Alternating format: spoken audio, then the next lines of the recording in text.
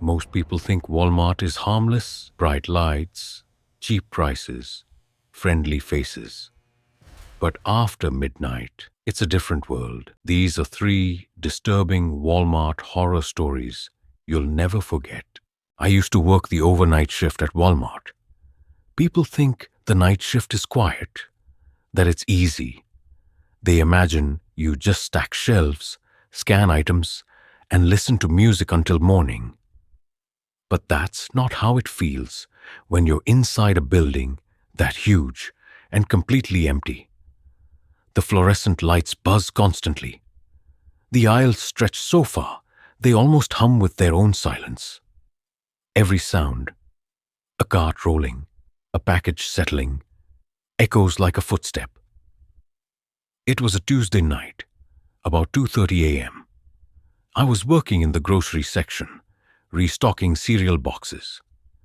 The cameras above the aisles clicked quietly as they rotated. I remember humming to keep myself from thinking about how empty the place felt. That's when I noticed movement at the far end of the aisle. At first, I thought it was one of my coworkers, but when I looked again, I saw a man, just standing there. He wasn't moving toward me. He wasn't even pretending to shop. He was just staring. I froze with a box of frosted flakes in my hands, waiting for him to say something. After a few seconds, he turned away, slowly, and disappeared behind another aisle. I shook it off. We get weird customers sometimes, especially late at night. But 10 minutes later, when I switched to the snack section, he was there again. He walked down the aisle, dragging his feet slightly, a heavy black backpack slung over one shoulder. He smiled when he saw me. It wasn't friendly. It was the kind of smile that stays too long, the kind that feels wrong. "Hey," he said softly, "you know where the bread is?" His voice was deep, calm, too calm. I pointed toward the bakery and tried to sound casual. "Yeah, it's a few aisles over, near the deli." He nodded but didn't leave. His eyes stayed on me, drifting from my name tag to my hands, then back to my face. "I've seen you before," he said. "You work here a lot, huh?" "Yeah," I said, forcing a polite laugh. "Almost every night." He smiled again, showing a small row of uneven teeth. "You must get lonely here at night." That's when I started to feel something in my gut. I just said, "Not really." "We've got cameras and radios," he chuckled, a quiet, ugly sound, and walked away. I kept working, pretending everything was fine. But every time I glanced down the aisle, I saw him again, either walking past the end or peeking from behind another row. After a while, I radioed my coworker, Sarah. "Hey, you see a guy walking around with a black backpack?" She replied, Yeah." He asked me if you were single. That made my heart pound.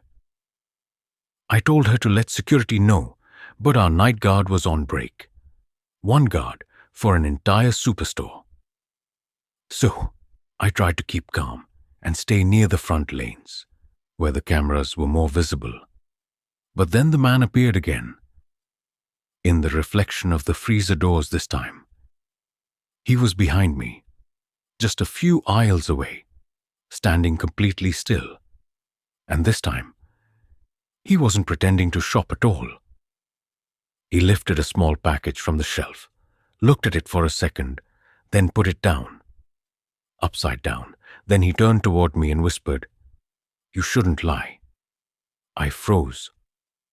"What?" I asked. He tilted his head. "You said you weren't lonely." My mouth went dry. Before I could say anything, he walked off toward the back of the store again. I told myself I was overreacting. Maybe he was drunk. Maybe he was just socially awkward. But then, I heard a loud clunk from the stockroom door. It sounded like it slammed shut. When I looked down the aisle, he was gone. I walked to the back slowly, holding my radio tight. The swinging door to the stockroom was slightly open. Inside, it was dark, just a faint emergency light glowing over the loading bay. I called out, "Hello? Sir? You can't be back here." No answer, just silence. Then from somewhere behind the stacks of boxes, I heard a zipper. The sound of a zipper being pulled open. Slow, deliberate. My hands started shaking. I turned to leave, but something moved behind the shelves. A shadow. Then a whisper. "Come here." I ran. I ran through the swinging door, grabbed my radio and shouted for Sarah. "He's in the stockroom. Call security right now." She didn't respond right away. All I heard was static, and then a faint voice. "He's at the front. He's asking for you again." I froze. My co-worker's voice on the radio cracked slightly.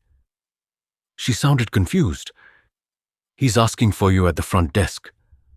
Says he forgot something." Forgot something? He was just in the back room. I felt my chest tighten. I didn't want to believe what my gut was telling me. That there were two of them. Or worse, that he somehow got there before me. I started walking toward the front, gripping my box cutter like a weapon. The sound of my shoes echoed off the tile. The air felt heavy, that strange stillness right before something goes wrong. When I turned the corner, near the self-checkout area, I saw him. Same man, same jacket, same black backpack. He was standing at the counter, leaning forward and talking to Sarah. I could tell she was nervous. Her body language said everything. When she saw me, she tried to smile, but it looked forced. He turned toward me, smiling again, that same crooked, stretched-out grin.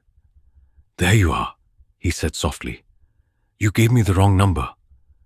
I never gave him my number. He took a step closer, and the smell hit me. Sweat, old cigarettes, something metallic. "Why'd you lie?" he asked. "I thought we were friends." I took a small step back. "Sir, I don't know you. You need to leave." He blinked, and for a second, his expression went blank, like his brain had turned off. Then he started laughing.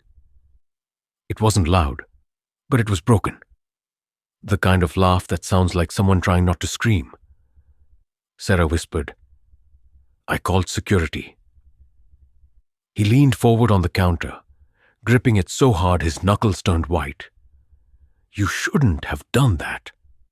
Then he swung his backpack onto the counter. Hard. We both jumped. The zipper was half open, and I saw something shiny inside. Not metal. Something wet. I didn't get a good look. The guard finally appeared from the back, shouting, "Sir, step away from the register." The man looked at him, still smiling. Then he grabbed his backpack, slung it over his shoulder, and backed toward the exit. As he left, he turned to me one last time and said, "You shouldn't work alone at night. Bad things happen to people like you."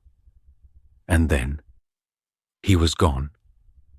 We filed an incident report, and the guard checked the cameras. That's when things got even stranger. On the footage, the man entered through the garden center. But he never left. Not through the main door. Not through any exit. He just vanished. Security thought maybe he slipped out during shift change, but I knew what I saw. He had looked right at me. That wasn't someone just wandering around. That was someone hunting. For the next few nights, I was paranoid. I jumped at every sound. Every time I turned a corner, I half expected to see him again. That same crooked smile. A week later, it happened again. I was clocking out around 7 a.m., just before sunrise. The store was quiet, the air outside still cool. As I walked to my car, I heard a faint metallic clink, like something falling onto pavement. I looked down. There was a small silver keychain on the ground, a Walmart logo tag, cracked and dirty. When I bent to pick it up, I noticed something else. A small piece of black fabric, torn, frayed, and it smelled faintly like cigarettes. My heart dropped. I looked up and saw a shadow move between the cars at the far end of the parking lot. Someone was standing there, watching me. I couldn't see his face, but I could see the outline of that same backpack. He started walking toward me, slow and deliberate. I ran. I threw myself into my car, locked the doors, and started the engine. My hands were shaking so badly I could barely shift into drive. In my headlights, I saw him stop. He just stood there, watching, as I pulled away. When I got home, I called the police again. They checked the store's security footage from that morning. He wasn't there. No one had entered or exited through the parking lot. But the camera feed glitched for exactly 12 seconds, around the same time I left the building. Just static. 12 seconds of nothing. A few weeks passed, and I started to convince myself it was all over. Maybe I was just imagining things. But then one night, I came home from work and found something taped to my apartment door. A piece of paper. In shaky handwriting, it said, "You looked even prettier when you ran." I felt the air leave my lungs. No one else knew where I lived. I ran inside, locked every door and window, and called the cops again. They checked the hallway cameras. Nothing. No one seen entering or leaving my floor. It's been months since then. I quit Walmart, moved to another city, changed my number, even switched jobs. But sometimes, when I close my eyes, I still see that man's smile. And sometimes, when I walk to my car at night, I swear I can hear the faint zip of a backpack opening behind me. I don't think he ever really left. I worked at Walmart for 2 years during college. Most nights were slow, quiet, and uneventful. But one night, around 1 a.m., I noticed something that still makes my stomach twist whenever I think about it. I was working at the customer service desk when a man came in wearing a gray hoodie and dark jeans. He didn't look unusual. Mid-30s, unshaven, tired eyes. Just another late-night shopper. But the way he kept watching me while pretending to browse felt off. Every time I looked up, he'd be in a different aisle, but always within sight. I brushed it off at first. Maybe I was overthinking it. But when I went to the back to clock out, I saw him again, standing near the exit doors, pretending to text. My gut told me something wasn't right. I waited a few minutes, hoping he'd leave, but when I finally walked outside, he was still there. I could feel his eyes on me as I crossed the parking lot. My car was parked far from the entrance, under one of the few flickering lights. As I got closer, I heard footsteps behind me. I turned around, and the man stopped walking.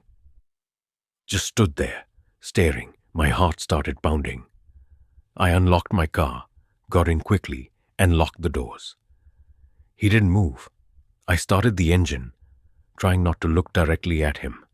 But as I pulled out, I noticed headlights turning on behind me. He followed me out of the parking lot. I tried to calm myself down. Maybe it was a coincidence. Maybe he lived in the same direction. But every turn I took, he took too. Left, right, another right. He stayed behind me the whole time. I drove toward the main road, but instead of going home, I turned into a 24-hour gas station and parked under the bright lights. He slowed down, drove past once, then stopped across the street.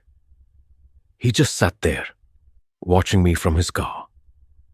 I pretended to be on my phone, hoping he'd think I was calling someone. After a minute or two, I went inside and told the clerk there was a man following me. The clerk, an older guy, took one look out the window and frowned. "Stay here," he said. He grabbed his phone and called the police. When the sirens came a few minutes later, the man's car peeled off fast, disappearing into the night. The police took my statement, but said there wasn't much they could do, since no crime had technically been committed. They offered to follow me home to make sure I got there safely. When I finally pulled into my driveway, I checked every shadow twice before getting out of my car. For days after that, I couldn't shake the feeling that someone was still watching me. 2 nights later, when I went back to work, I found something that made my skin crawl. On the windshield of my car, there was a note. It said, in messy handwriting, "You looked pretty when you were scared." That was the last night I ever worked the overnight shift. I used to work at Walmart when I was 19. It wasn't glamorous, but it paid for college. I usually worked the late shift from 5 p.m. to midnight, when the store was half empty, quiet, and strangely eerie. That's when the weirdest things happened. This story took place in 2017, in a small town in Oklahoma. It began with a strange smell coming from the men's restroom. One night, around 11 p.m., a customer came up to me at the electronics counter. He looked pale, like he'd just seen something terrible. "Someone needs to check the bathroom," he said quietly. "There's something wrong in there." I asked what he meant, but he just shook his head and walked off. When I got to the restroom, I noticed the smell immediately. It wasn't sewage or cleaning chemicals. It was thick and rotten, like something decaying. The lights flickered overhead, and one of the stall doors was closed, with a faint shadow moving beneath it. I called out, "Maintenance! Anyone in there?"